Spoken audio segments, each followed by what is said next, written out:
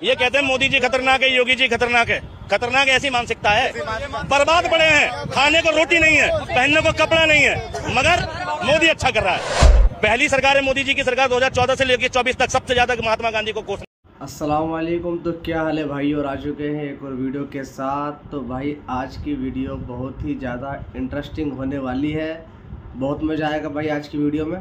तो बिल्कुल भी स्किप मत करना और वीडियो को लाइक कर देना और वीडियो को शेयर करना मत भूलना। और जो भाई चैनल पर नया हो वो सब्सक्राइब करके जाना। तो चलिए शुरू करते हैं वीडियो। ये कहते हैं मोदी जी खतरनाक है, योगी जी खतरनाक है। खतरनाक ऐसी मानसिकता है।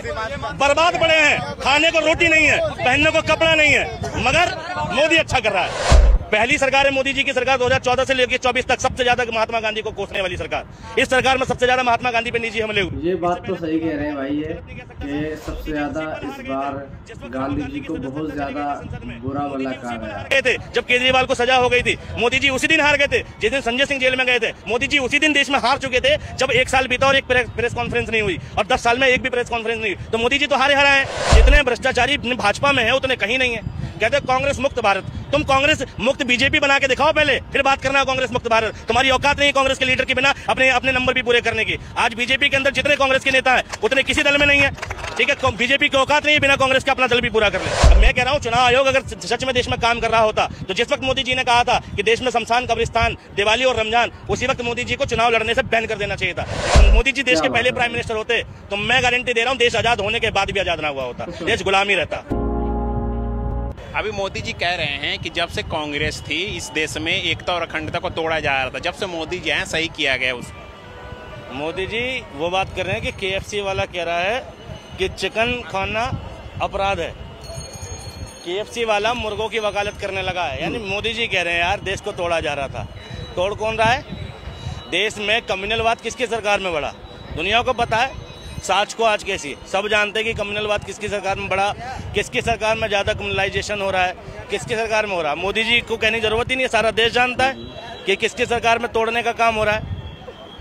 मोदी जी तो कह रहे हैं ना कि जब से हम आए हैं देश सारा विकसित में जा रहा है, सही हो रहा है। अभी देखिए अभी RBI के बारे में बोला कि बैंक 10 सालों में कितना अच्छा हो गया है, और कितने सरकारी बैंक प्राइवेट हुए, कितने सरकारी बैंकों का विलय हुआ और कितने सरकारी बैंकों के घोटाले हुए। PNB का घोटाला, SBI का घोटाला, कोटक का घोटाला, ये सब क्या था?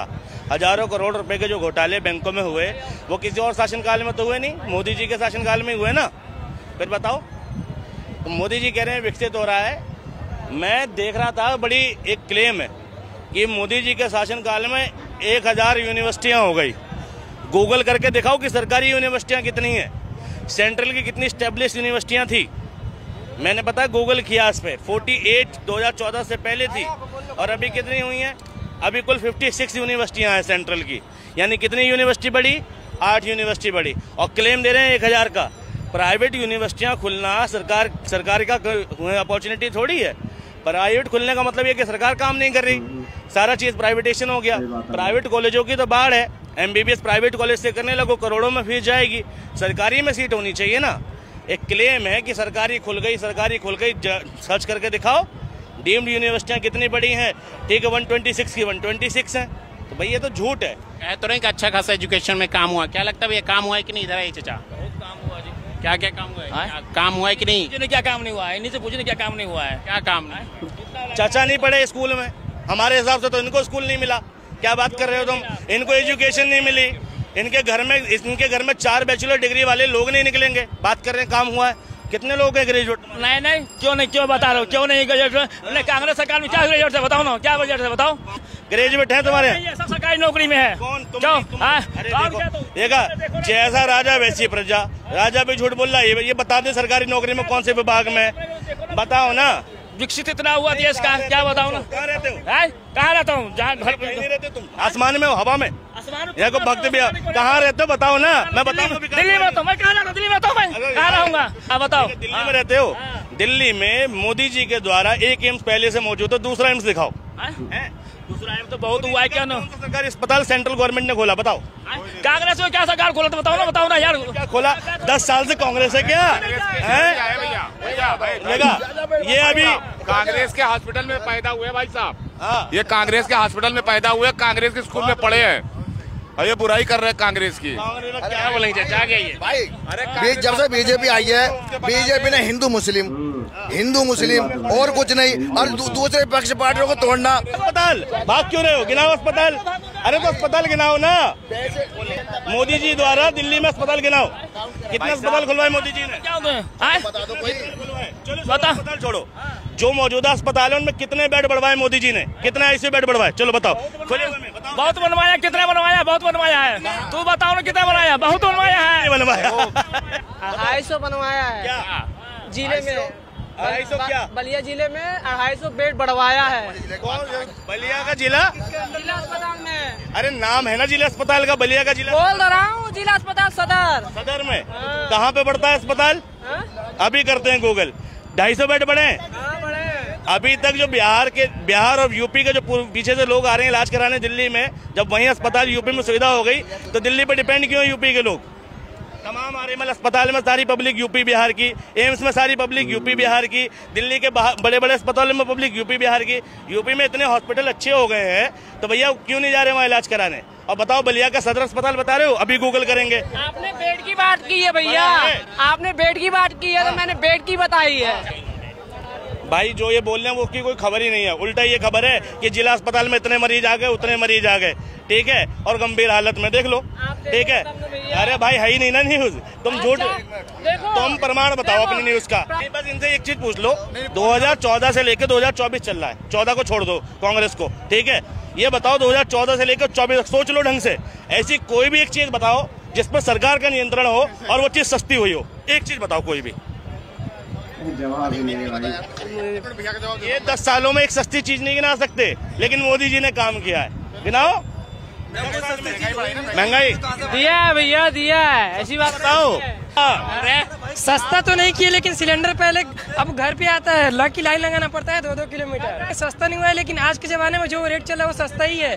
अब पहले के जमाने में 500 रुपए बहुत थे, आज के जमाने में 5000 भी कुछ नहीं है, तो फिर वो रेट बढ़ा है तो आज के हिसाब से ये सस्ता हो गया, ये सस्ता हो गया जी। ये लॉजिक है आपका जी। मतलब पहले 400 मिलता तो वो खराब था, अब 1200 मिल रहा है, वो सही है जी। 1200 मिल रहा है तो घर पे तो आके मिल रहा है। एक मिनट देखो, ये सरकारी स्कूल बंद जो हुए हैं यूपी में, स्कूल खुलने तो छोड़ो, स्कूल बंद किए गए हैं 26,000 स्कूल यूपी में, ठीक है, प्राइमरी लेवल के। यानी इतना प्राइवेट स्कूलों का प्रकोप बढ़ा है, यूपी की इतनी एजुकेशन व्यवस्था खराब हुई है कि 26,000 सरकारी स्कूल बंद हुए हैं।